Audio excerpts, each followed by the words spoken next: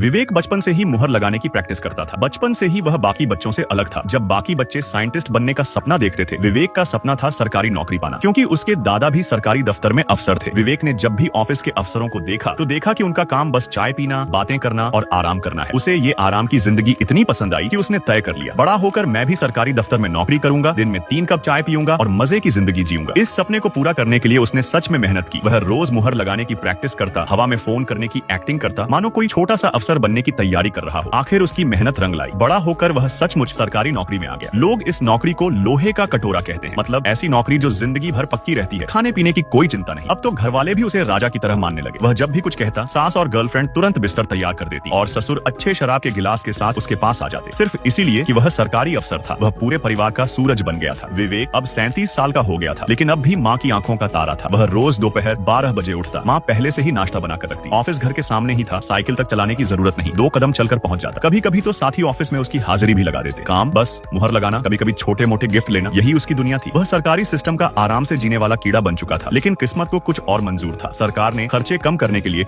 उनके विभाग में कटौती करने का फैसला किया। अब या तो ट्रांसफर होगा या नौकरी जाएगी। ऑफिस में हड़कंप मच गया। बैठक हुई और 8 नियम बनाए गए। किसे रखा जाएगा? सबसे पहले जो 30 साल की सेवा कर चुका है वह नहीं जाएगा। फिर पुलिस वाले नहीं जाएंगे, शादीशुदा और बच्चों वाले नहीं जाएंगे। शुरू में विवेक को भरोसा था कि वह बच जाएगा, लेकिन जब एक एक नियम पढ़ा गया, 7वें तक आते आते हॉल में बस 3 लोग बचे। अब विवेक का दिल तेज धड़कने लगा और 8वें नियम पर तो उसका चेहरा हरा पड़ गया। पूरे विभाग में सिर्फ वही एक था जो किसी भी नियम में फिट नहीं बैठता। उदास होकर घर लौटा और गुस्से में बोला, तुम दोनों 70-59 साल के हो गए, फिर भी बीमार क्यों नहीं होते? अगर तुम बीमार होते तो मुझे देखभाल के कारण नौकरी से नहीं निकाला जाता। अब क्या करे? अचानक उसके दिमाग में आइडिया आया, शादी। तुरंत उसने 10 साल से इंतजार कर रही गर्लफ्रेंड को प्रपोज कर दिया। गर्लफ्रेंड भी सीधी सादी थी, उसने तुरंत हाँ कह दिया। लेकिन ठीक उसी वक्त उसने देखा कि ऑफिस का डायरेक्टर भी उसी रेस्टोरेंट में बैठा है। वह खुशी खुशी जाकर बोला, सर मेरी शादी तय हो गई। डायरेक्टर ने धीरे से कहा, शादी तभी गिनी जाएगी अगर यह नियम लागू होने से पहले हुई हो। विवेक का दिल पैरों तक ठंडा हो गया। उसने तुरंत रिंग वापस जेब में रखी, डिनर कैंसिल कर दिया। अब उसकी नौकरी पक्के तौर पर जाने वाली थी। आंखों में आंसू लिए उसने अपने प्यारे ऑफिस को अलविदा कहा और ट्रेन पकड़कर रोम चला गया। उसे लगता था कि उसकी गर्लफ्रेंड उससे नहीं, उसकी सरकारी नौकरी से प्यार करती थी।